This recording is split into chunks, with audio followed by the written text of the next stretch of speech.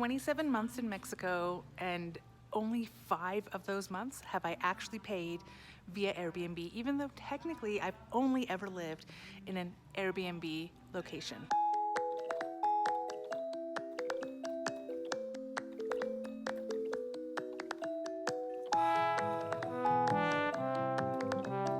So I wanted to do a really quick video today that just talks about the fact that I don't actually have a rental agreement.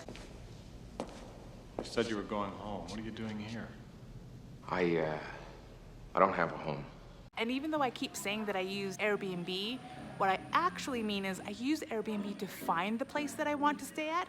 I stay there for about a month or so, and then I extend off of Airbnb, and I've never done a contract to do that. I've always just done verbal agreements to continue the same services that the Airbnb provided, but that I'm just gonna pay them in cash on a particular day each month. So that's how I've always done it. I know a lot of people are really pro getting a rental agreement, and while I'm not against it necessarily, I find that rental agreements are they're complicated, they're not as cookie cutter as I expect it to be in the US, so I've just never done it. I've always done kind of the handshake method of finding the Airbnb, talking with the host before I go to the Airbnb, landing at the Airbnb, making sure the Airbnb has everything that I want, and then just doing a verbal agreement with the owner. My initial extension is usually at most 6 months, but usually a lot less, just so I can get more and more comfortable in the area, I can get more and more comfortable with that location. And then a couple of months before my verbal agreement ends, I contact the host and let them know, hey, I'd like to extend it another 6 months. And I basically just keep everything very fluid because I never know for sure how long I'll stay in a place.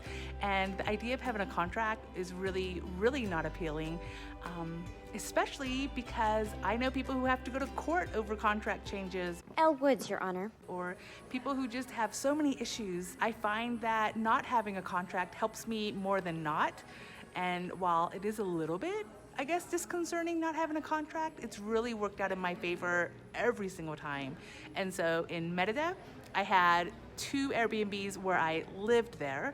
The first one, which I did kind of a traditional where I had it under Airbnb the entire time, my host got kicked out of his Airbnb, and therefore I got kicked out. My host knocked on my door and told me that he was being evicted. And it was just slightly frustrating getting my money back from Airbnb. Now I say slightly, I think they told me it would take a week, but it actually only took like 24 hours, so it wasn't that bad. But just in that moment of not having a place to stay and then having already prepaid for a certain period of time was really upsetting and frustrating.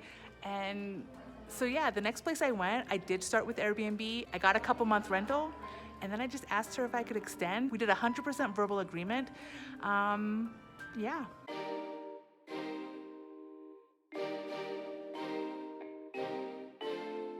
Now I'm making it sound easy, but it's not quite that easy.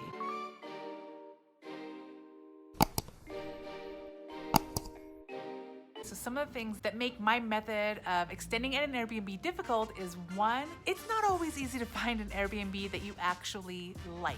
And not all Airbnbs are ideal for long-term rentals. Most only have 1, maybe 2 bedrooms, and so the larger your family, the harder it's gonna be to find an Airbnb that meets your needs. Luckily, it's just me and Alex, so finding a 1-bedroom is not that big of a deal to us. I don't mind sleeping on the couch as long as it's comfortable. And as you saw in Merida, I actually slept on a hammock, which I found pretty comfortable. Also, in touristy locations, a lot of Airbnb hosts are not gonna want to switch from an Airbnb income to a regular rental. To make renting from anybody work, getting to know the host, getting to know the landlord is really important. Several Airbnbs, the owner doesn't actually live anywhere nearby, and so it does get harder to have that face-to-face, warm, fuzzy relationship if you can't even meet them. And meeting your landlord, I would say, is probably one of the most important things you're gonna wanna do, whether you have a contract or not. So I will say, honing your instincts, honing your gut reaction, and being able to read people can get tricky once you cross cultures.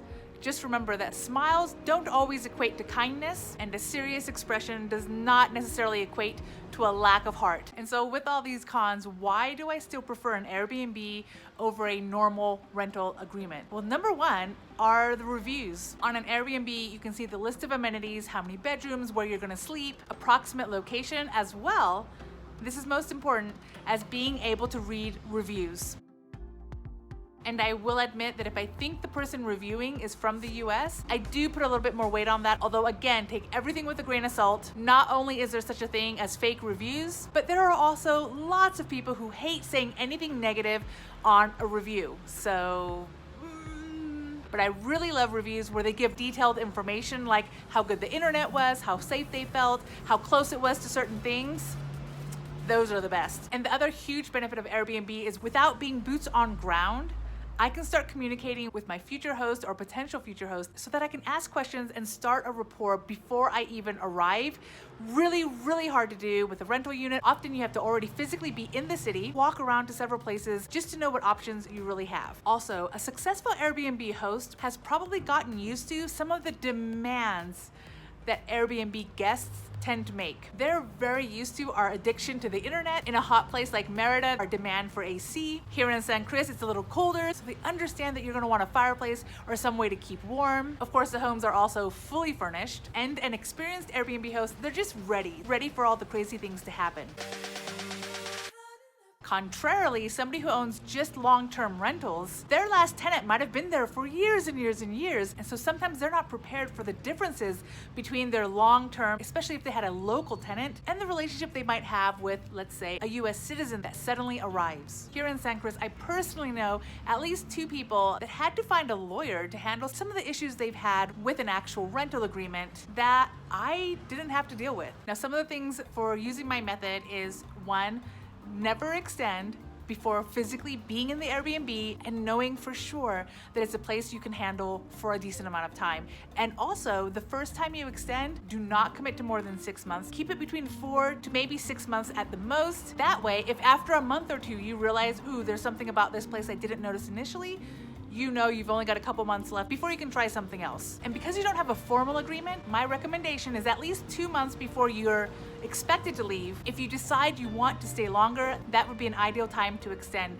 Because what you don't want is for the previous Airbnb host to get antsy and feel like, ooh, I need to start listing this on Airbnb again. So at least 2 months out, give them that warm fuzzy, let them know you're gonna stay longer if you actually like the location. And last but not least, do not offer more than the 30-day Airbnb price for the location. Remember that most Airbnbs are not rented for the entire month, much less for 120 or 180 days in a row. The fact that you're telling somebody that you're willing to stay there for 4 months or 6 months is a really big deal for the owner. So don't feel like you're insulting the host by offering a little bit less than the Airbnb price. I would say at a minimum, subtract all the extra fees. That would be the most I would ever offer. But depending on the location and your budget, you can feel free to reduce it even a little bit less if you need to. But I will say this, my goal in extending an Airbnb in this way is not necessarily to get the best deal, right? I want to have a win-win situation, a situation in which I get a little bit of a discount from the normal Airbnb price by not paying all those extra fees. And then my host gets the benefit of having a long-term rental agreement, but still making a decent income. So I would never offer half price or something ridiculously low to what they would be making with a 30-day Airbnb agreement. So anyway, that's how I do it. Let me know if you think I'm crazy for this method, or if it's something that you've actually done yourself. Let me know your tips and tricks for how you figure out where to live. And especially let me know if you've got any questions or concerns about, my slightly unorthodox method.